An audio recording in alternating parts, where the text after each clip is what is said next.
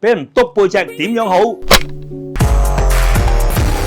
可能咧喺職場裏面咧，好多人都怕俾人督背脊啊，背後講壞話啊咁樣。首先你一定要檢討下自己。其實如果我問你嘅話，有人去講你壞話，你寧願佢喺周圍講唔同你講啊，定係直接同你講咧？可能大家都會同一個答案，梗係直接同我講啊。其實可能已經有人係直接同你講嘅，但係因為你嘅反彈、你嘅抗拒、你嘅唔包容嘅話，其實人哋同你講都嘥氣，但係佢仍然唔滿意，咁可能佢哋就會喺背後咁樣去講你，甚至乎我哋就稱之為呢啲叫督背脊。咁講真，如果係有啲嘅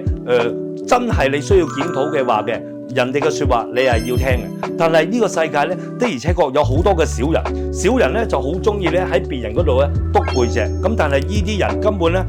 冇影響力，甚至乎咧佢係自己去作好多嘢咁樣去影響你嘅啫，佢係好想咧撳低你而自己提升自己，我哋稱之為小人，但係小人你從來唔需要驚，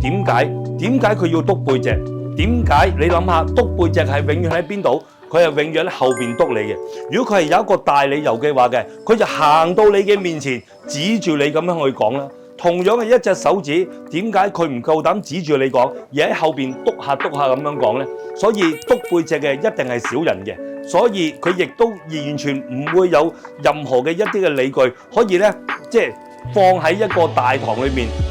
冠冕堂皇咁樣咧，去同你講道理，所以我哋從來唔需要擔心督背脊呢3隻字。